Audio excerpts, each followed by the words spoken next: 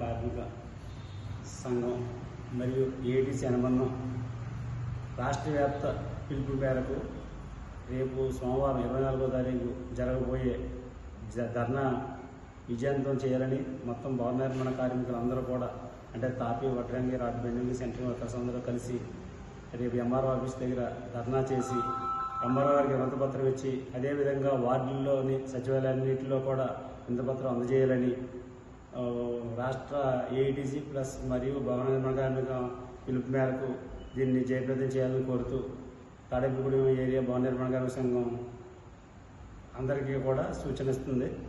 Main ఏంటంటే మనకి ఈ సంక్షేమ బోర్డు మనకి గత 6 సంవత్సరాల నుంచి కూడా నిర్వీర్యం అయిపోయింది. చంద్రబాబు నాయుడు గారి ప్రభుత్వంలో గతంలో ఫలాలు అంటే ఒక కార్మికుల సంక్షేమం చట్టంలో ఎలాగంటే చనిపోయిన వాళ్ళకి అలాగే కార్మికుల వివాహాలకి అలాగే పురులకి డబ్బులు పడి అందరికీ కాకపోయినా కొంతవరకు కరెక్ట్గా ఉన్న వాళ్ళందరికీ పడి అది జగన్ ప్రభుత్వం వచ్చిన తర్వాత మాకు సంక్షేమంలో డబ్బున్నా సరే నిధులున్నా సరే మాకు దాన్ని వేరే దానికి మళ్లించి దానికి జగన్ గారు జీవో తెచ్చి దాన్ని మేము నవరత్నాలు ఎత్తున్నాం కదా ఇందులో ఒక్కరు ఎత్తని చెప్పి దాన్ని నిలుపుదల చేశారు. దానికోసం అప్పటి నుంచి పోరాటం చేస్తూనే ఉన్నాం.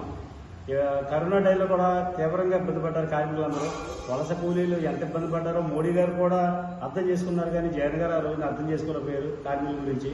అందుకే ఈ రోజున జగన్ గారు లేకపోవడానికి కారణం ఏంటంటే మెయిన్ బలమైన కార్మికులు ఎక్కువ ఓటు సంఖ్య ఉన్న కార్మికులందరూ కూడా జగన్ పరిపాలనకి చిరాకు వచ్చి వాళ్ళకి ఓట్లు వేయకపోవడం వల్ల చంద్రబాబు నాయుడు గారు పవన్ కళ్యాణ్ గారు కూటమి ఏర్పడిన తర్వాత గాలి పీల్చుకుని ఈ కూటమి వస్తే మనకి బాగా న్యాయం జరుగుద్దని కూటమి ప్రభుత్వానికి ఓట్లేసి కూటమి ప్రభుత్వాన్ని గెలిపించుకుని వీళ్ళు రేపొద్దున్న ఎల్లుండో 10 రోజుల్లో చేస్తారని 6 నెలల నుంచి ఆ కంటి మీద కొనుక్కు లేకుండా ఎదురు చూస్తున్నారు. ఈ చట్టం ఏర్పడుతుంది సంక్షేమ బోర్డు మనకి ఇందులో మళ్ళీ మాకు ఈ 46,000 క్లెయిములు పెండింగ్ ఉండిపోయి ఈ రాష్ట్ర వ్యాప్తంగా క్లెయిములన్నీ కూడా వస్తాయని చెప్పి ఎదురు చూస్తున్నారు.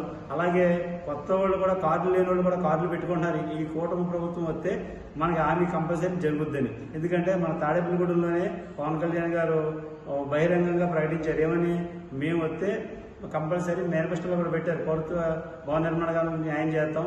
ఆయనే ₹1 కోటి సంక్షేమ నిధికి ఏర్పాటు చేశారు. అంటే మాకు సంక్షేమ నిధుల్లో బిల్డింగ్ కట్టుకుని ప్లాన్లో వచ్చే చెస్సే ఎక్కువ ఉంది, అంటే 2,000 కోట్లు ఉంది నిల్వ.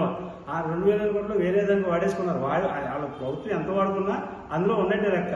అయినా కానీ ఈయన ₹1 కోటి ప్రకటించారు. అంటే ఆయన ₹1 కోటి ప్రకటించే మాకు కంపల్సరీ వచ్చేద్దని ఆశించాం. అలాగే మన ఎమ్మెల్యే గారు బుడ్డెట్ సింగ్ గారు కూడా కార్మికులకు న్యాయం చేయాలి, ఇలా చాలా ఇబ్బంది పడతారని చెప్పి ఆయన చాలా కృషి చేశారు. ఆయనకైతే కాళ్ళకు మొక్కాలి. ఎందుకంటే ఆయన ఎమ్మెల్యే ఉండి కూడా భవన నిర్మాణ కార్మికులకి ఎంతో మేలు చేయాలని చాలా ఇబ్బంది పడి అన్ని రకాలుగా మాట్లాడి అది అసెంబ్లీలో కూడా గొడవ ఎత్తారు. రాధాకృష్ణ గారు ఈయన తర్వాత మన మనోహర్ గారు కూడా ఏమన్నారంటే, మనోహర్ గారిని కలిసినప్పుడు నరేంద్ర మనోహర్ గారిని ఆయన ఏమన్నారంటే వెంకటరామగూడెంలో మీరు భవన నిర్మాణ కార్మికులు అందరూ కూడా మాకు ఎంతో చేశారు, మీరు చేస్తే మేము గెలిచాం, కానీ మేము ఇంకా చేయలేదు, మేము చేస్తా ఉన్నారు. ఆ చేయడం ఏంటో మరి మాకు కార్మికులందరూ తెలుసుకోవాలంటే కంపల్సరీ ఈ ఎన్డీఏ కూట ప్రభుత్వం కంపల్సరీ మాకు సంక్షేమ బోర్డు ప్రోత్సహించి మాకు 45,000 కేంద్రాలు పరిష్కరించి మాకు న్యాయం చేయాలని మేము కోరుతున్నాం. కానీ ఏంటంటే జగన్ గారి ప్రభుత్వం ఏం చేశారంటే జీవో తెచ్చి మాకు మా సంక్షేమ చట్టం అనేది ఒక పళ్ళుల్లో పెట్టి అది అంటే మనం ప్రసాదం చేసుకున్నప్పుడు ప్రసాదం మీద మనం పేపర్ కప్పుతాం ఏగలు వాడకుండా, అలాగా ఒక పేపర్ లాంటిది ఒక జీవో తెచ్చి దానికి పడేసారు జగన్ గారు. ఆ జీవో తీయాలంటే మామూలుగా ఈ ఎమ్మెల్యేల వల్ల అవదు. ఎందుకంటే అది చంద్రబాబు నాయుడు గారు పవన్ కళ్యాణ్ గారు కలిసి కూర్చొని దాన్ని ఐఏఎస్ కమిటీ చేసి ఆ కమిటీ మేరకు అందులో నవరత్నాలు ఏమిచ్చారు, చంద్రబాబు నాయుడు ప్రభుత్వంలో ఏమవుతుంది, సంక్షేమ బోర్డులో ఏమున్నాయి, ఏమి ఇవ్వాలి మనం అనేది ఒకసారి ఆ కమిటీ వేసి ఆ కమిటీ ద్వారా దీనికి న్యాయం చేయాలి. ఆ న్యాయం చేస్తే కార్మికులందరూ కూడా రాబోయే రోజుల్లో ఈ కూట ప్రభుత్వం ఇంకొక 30 ఏళ్ళు అయినా సరే వీళ్ళు ఓట్లేదని సిద్ధంగా ఉన్నారు. ఈ ఒక్క పని చేస్తే భవన నిర్మాణాలు ఎప్పుడూ కూడా చంద్రబాబు నాయుడు గారిని పవన్ కళ్యాణ్ గారిని లోకేష్ గారిని కూడా ఎప్పుడూ మర్చిపోరు అని నేను సభాముఖంగా తెలియజేసుకుంటున్నాను.